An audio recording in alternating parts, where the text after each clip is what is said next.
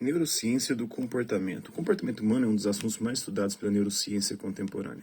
Mesmo porque, dada a importância do tema e as múltiplas interpretações que encontramos sobre ele, a discussão nesse campo se torna especialmente interessante. É comum que o comportamento seja a porta de entrada para que o indivíduo possa ser analisado. A neurociência do comportamento é o estudo que busca compreender as bases biológicas da nossa consciência e de nossos processos mentais pelos quais ocorrem todas as nossas ações. Isso não implica apenas em aspectos motores e psicológicos, mas também nas ações mais complexas de nosso corpo, como aprendizado, memória, cognição, autoconsciência, intelecto e personalidade. E as mais simples também, como os 5 sentidos, o ato de andar, falar, comer. Ela estuda todas as áreas do sistema nervoso que controlam todos os nossos comportamentos, sejam voluntários ou não, compreendendo aí como os processos mentais influenciam em nossas ações, emoções, sentimentos. Dotado de terminações nervosas, nosso cérebro controla todo o nosso corpo e a neurociência vem explicar, através dos processos mentais, o porquê isso ocorre. As emoções são uma das características essenciais da experiência humana normal. Todos nós as experimentamos. Todas as emoções são expressas por meio de mudanças motoras viscerais e respostas motoras e somáticas estereotipadas acontecem, sobretudo o movimento dos músculos faciais. Tradicionalmente, as emoções eram atribuídas ao sistema límbico, o que continua se mantendo, mas sabe-se que há mais regiões encefálicas envolvidas. As outras áreas às quais se estende o processamento das emoções são a amígdala e a face orbitária e medial do lóbulo frontal.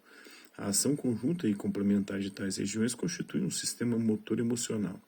As mesmas estruturas que processam sinais emocionais participam de outras tarefas, como a tomada racional de decisões, inclusive os julgamentos morais. A compaixão, tristeza e raiva são outros exemplos de emoções. Esses estados têm um enorme impacto no comportamento humano. Essas emoções envolvem respostas endócrinas, autônomas e musculoesqueléticas em nosso corpo. Utiliza-se o termo sentimento para se referir à experiência consciente dessas alterações somáticas e cognitivas. Em certo sentido, os sentimentos são significados que o encéfalo cria para representar os fenômenos fisiológicos gerados pelo estado emocional. Então podemos dizer que emoções são respostas comportamentais e cognitivas automáticas, geralmente inconscientes, disparadas quando o encéfalo detecta um estímulo significativo, positivo ou negativamente carregado. Sentimentos são as percepções conscientes das respostas emocionais.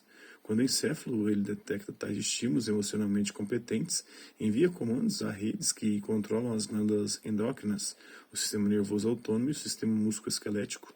O sistema endócrino ele é responsável pela secreção de hormônios na corrente sanguínea e por sua regulação, os hormônios esses que afetam os tecidos do organismo e também do nosso encéfalo. O sistema nervoso autônomo media alterações nos sistemas de controle fisiológico do organismo, incluindo o sistema cardiovascular e tecidos e órgãos viscerais na cavidade abdominal. As alterações autônomas e endócrinas envolvidas nos estados emocionais são parte dos mecanismos de regulação homeostática do organismo, que são acionados sempre que o corpo é confrontado com estímulos com carga intrínseca. Estímulos externos processados pelos sistemas sensoriais convergem em sistemas de processamento emocional. Se os estímulos são emocionalmente salientes, sistemas da emoção, como a amígdala, são ativados. A amígdala surgiu como uma região crucial para as emoções. Sinais de saída dos sistemas que processam a emoção para as regiões hipotalâmicas do tronco encefálico ativam células efetoras que controlam a expressão das respostas fisiológicas, incluindo a ação músculo-esquelética, atividade do sistema nervoso autônomo e liberação hormonal. Alguns estudos por imagens funcionais demonstram que a amígdala está envolvida nas emoções. Um exemplo, a amígdala humana é ativada quando os indivíduos observam fotografias de estímulos associados a alimento, a sexo, a dinheiro, ou quando as pessoas tomam decisões com base no valor de recompensa dos estímulos. Nesse contexto, podemos perceber a grande importância que os sentimentos e emoções influenciam no nosso sistema nervoso e no nosso corpo físico. Além da amígdala, outras encefálicas contribuem de forma importante para o processamento emocional, como, por exemplo, a substância cinzenta periaquedutal no tronco encefálico. Áreas corticais são também importantes, também a região ventral do córtex cingulados anterior e o córtex insular e o córtex pré-frontal vetromedial. Sentimentos complexos estão associados à interação social e vão de empatia, orgulho, embaraço e culpa. Assim como no caso de emoções primárias, como o medo, o prazer ou a tristeza, emoções sociais consistem em alterações corporais e comportamentos específicos e são experimentadas conscientemente como sentimentos. Né? distintos, esses sentimentos contribuem de forma importante para as interações sociais normais. Estudos de pacientes com distúrbios neurológicos e lesões focais no encéfalo têm aumentado o entendimento das bases neurais das emoções sociais. Por exemplo, lesões em alguns setores do córtex pré-frontal prejudicam notavelmente emoções sociais e sentimentos relacionados.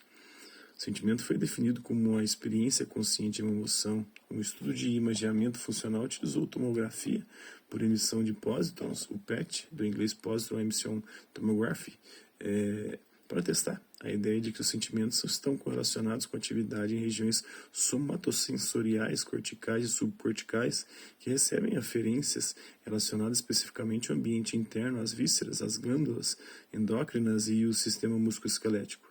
Pediu-se a indivíduos normais que recordassem episódios pessoais envolvendo 4 emoções diferentes: tristeza, felicidade, raiva e medo, e tentassem experimentar de novo, tão proximamente quanto fosse possível, a emoção que acompanhava aqueles eventos.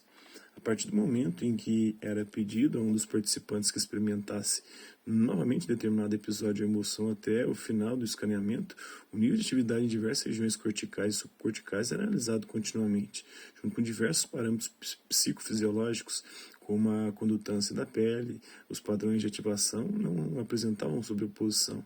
Esses resultados apoiam a ideia de que pelo menos uma parte do substrato neural para os sentimentos corresponde a alterações no padrão de atividade causadas pela emoção sendo induzida. Por exemplo, quando os participantes experimentavam tristeza, o setor subgenual do córtex cingulado era ativado. Essa região é de especial interesse, pois é também ativada diferentemente em pacientes com depressão bipolar. Além disso, essa região parece mais estreita em imagens obtidas por ressonância magnética, REM, estrutural de pacientes com depressão crônica. A amígdala não é ativada durante a experiência consciente de sentimentos, evidente que ela tem a função principalmente em estados emocionais inconscientes. O processamento neural responsável pelos estados emocionais e seu efeito sobre o comportamento é amplamente inconsciente, de modo bastante próximo ao que Freud havia predito.